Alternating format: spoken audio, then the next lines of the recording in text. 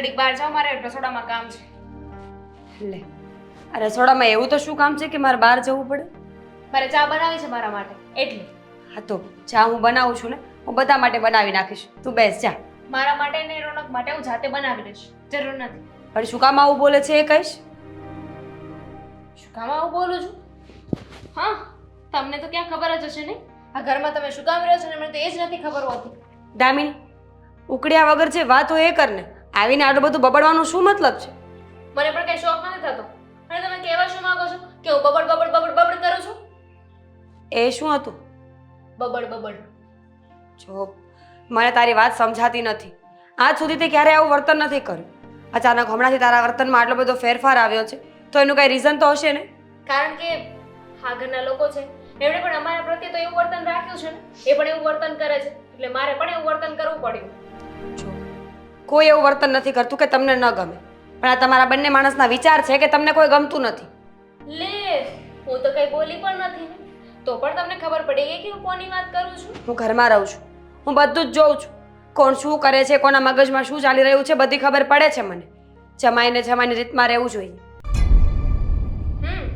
એવું છે તો પછી એક કામ કરો ને, મારા ભાઈની સાથે તમે વાત કરો અને એને કહો કે મારા પતિને ખાલી 5000 રૂપિયાની જરૂર છે, તો 5000 રૂપિયા આપી દે. જાઓ, આ ઘરના બહુ છો ને તો જાઓ.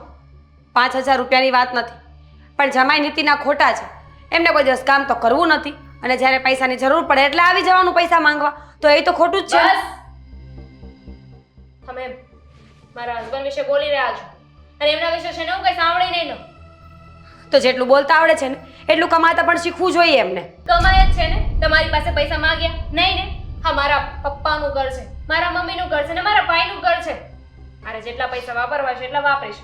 અને એ પણ આ ઘરના જમાઈ છે એટલે એમનો છે ને પૂરેપૂરો અધિકાર લાગે છે. સમજી ગયા? બધું સમજાય છે મને. મારા ઉપર ઉકળવાથી કઈ ફાયદો નથી. આદિત્યની સાથે વાત કરી લો, જે કરવી હોય ને. જ્યારે હોય ત્યારે 2000, 5000, 10000 બસ નાની રકમ છે તમારા માટે તો. પણ તમને શું વાંધો છે એટલો બધો? ક્યાંક આ બધાની પાછળ તમારો હાથ તો નથી ને? જે સમજો એ હાથ નથી, પણ હવે તમારે જે સમજવું હોય ને તમે સમજી શકો છો. મફતના રોટલા તોડવા છે, આટલા વર્ષો અહીંયા આવીને બેઠા છે. તમે શું કમાવો છો? તમે કમાવા નથી જતા ને, મફતના રોટલા જ તોડો છો.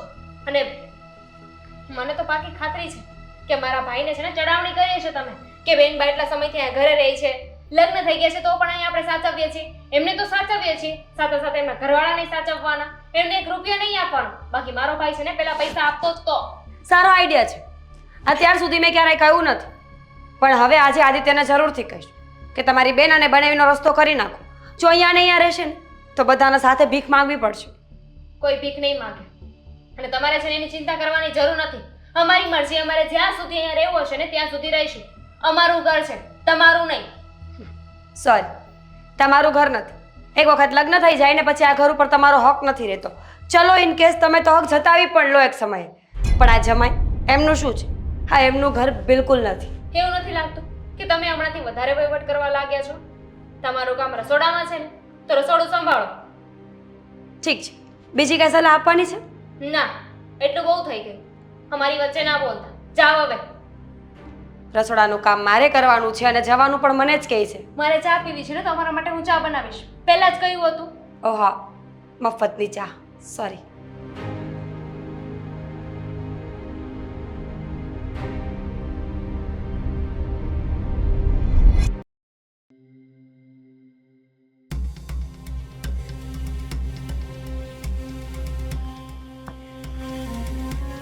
ક્યાં રહી ગયો તો? એટલી બધી વાર હોય, બધાય રાહ જોઈને બેઠા છે તારી. ભલે રાહ જોયા કરતા, તું જા, મારે નથી આવવું. એમ થોડું કાલે બેતાજ બાદશાહ ના આવે તો અમારે કેમ રમવા બેહવું? આ તો બેતાજ બાદશાહ પાસે પૈસા પણ હોવા જોઈએ ને રમવા માટે. મારી પાસે પૈસા જ નથી તો રમું ક્યાંથી? આવડા મોટા ઘરનો જમાય અને પૈસા વગરનો લાખો કરોડોનો વહીવટ કરે છે તારો હાળો. તો એ જ તો વાત છે. મારાથી કોઈને કહેવાય એમ પણ નથી કે મારો સાળો જે લાખો કરોડોના વહીવટ કરે છે ને એનો જમાઈ છે ને એની પાસે 5000 રૂપિયા ખિસ્સામાંથી નથી નીકળતા. અને શાળા પાસે માંગુ ને તો એવા શબ્દો સંભળાવે છે કે હું કોઈને કંઈ પણ નથી શકતો. છે ને મારી એક વાત છે ને, તારા લગ્ન નથી થયા તો એક વાત મારી ભાઈ છે ને યાદ રાખજે, લગ્ન થાય ને તો ગમે તે કરજે, ભીખ માંગજે, પણ છે ને ઘર જમાઈ ન બનતો. ઘર જમાઈની હાલત છે ને હંમેશા છે ને કૂતરા જેવી હોય છે. કોઈ એની ઇજ્જત નથી કરતું, તારી પણ નહીં કરે. એટલે ઘર જમાઈ ન બનતો. તને ગમે તેવો કરોડપતિ સાસરો મળે, ઘર જમાઈ ન બનતો. તો બરોબર છે, પણ તને અમે સલાહ તો આપી હતી, પણ તે માની. હા, પણ મને શોખ હતો ને કૂતરો બનવાનો, હવે બની ગયો. કરે છે તું ટોન્ટ મારી લે, બાકી હતો તે. આ ઘરમાં બધા સંભળાવે, તું સંભળાવી લે. યા તારો હાડો એટલો વહીવટ કરે છે, 2 નંબરનું તો એની પાસે હશે જ. આ તો હશે, એની પાસે કરોડો રૂપિયા પડ્યા હશે, મને શું ખબર, પણ હું શું કરું, મારી પાસે થોડા છે, હું ક્યાંથી લાવું? તો હશે તો દરિયામાંથી 2 ખોબા પાણી કાઢ લેવાથી કે દરિયો ખાલી ના થઈ જાય. પણ દરિયાને તાળું મારેલું હોય ને, મને થોડી ખબર છે ને, એને પૂછ્યા વગર કેવી રીતે લઉં? એ તો આપણી કલા છે ભાઈ, કાઢી લેવાનો હોય પૈસા વગરનું. તું સમજ નહીં હું શું કહેવા માંગુ છું ઈ? એટલે મને થોડું થોડું સમજાવવા લાગ્યું છે, પણ તું જરાક તારા મોઢેથી બોલ તો પાક્કું કરીએ. શું કહેવા માંગે? હાથની સફાઈ.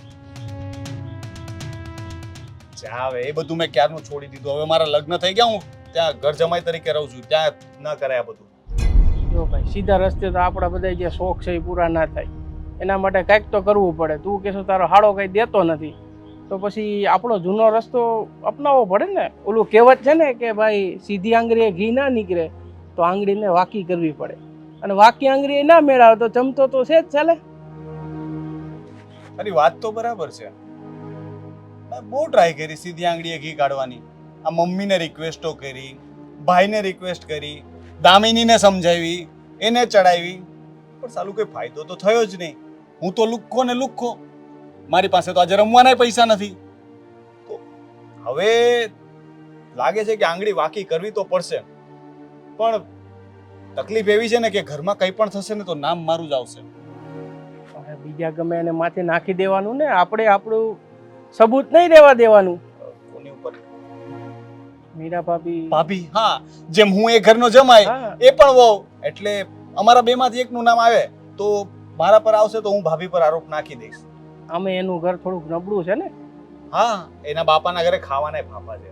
તો પછી તું ખાલી ભાભીને તારી કોર રાખજે, 2 માણસ થઈને જરાક કાનમાં વાત નાખી દો મમ્મીની, કેમ કે સાસુ તો તારું માને છે. હા, એ તો માને તો છે, પણ શું છે કે મારો સાળો એટલો હરામી છે ને કે મારા સાસુનું કંઈ આવવા નથી દેતો. મારા સાસુ તો બિચારા પૈસા આપી પણ દે, પણ ત્યાં છે ને મારા સાળાને જો ખબર પડી જાય ને તો એ નથી આપવા દેતો. હવે ભાઈ હું તો બીજું શું કરી શકું? તને જે સારું લાગ્યું મને, મેં તને કીધું. હવે સાંભળ ને, એક કામ કર ને, એ તો બધું કરીશ, હું મોટો હાથ મારી લઈશ, પણ અત્યારે રમવા માટે 5-10 હજાર રૂપિયા આપને. અત્યારે યાર હું મારા પૂરતા લઈને આવ્યો છું, તો એમાંથી થોડાક આપને યાર. એમાંથી આપી તો ઓલા કોઈ મને બેહવા નહીં દે. હવે એક બાજુ બસ માન ને. જ્યારે તારે જરૂર હતી ત્યારે ભાઈ યાદ આવતો હતો. ભાઈએ દર વખતે પૈસા આપ્યા છે, પણ આજે ભાઈને જરૂર છે ને તો ભાઈ પાસે પૈસા નથી. જોઈ લીધી ભાઈની ભાઈગીરી. કાંઈ નહીં, એક કામ કરીએ, પૈસા મારા, દાવ તારા. આવશે તો 2નો 50-50%, નકર જાહે તો તારા. હા, વાંધો નહીં, પણ પીવાનું તારું, એના પૈસા તું આપજે. પીવાનું પણ અત્યારે થોડીક શોર્ટેજ હાલે છે. મારામાંથી લઈ લેજે. ચાલ પાકું ને? બે. હા ચાલ. ચાલો, જો હારી બાજી આવી ગઈ તો મુંબઈ હો. મુંબઈ, હા, મીરા રોડ મારા.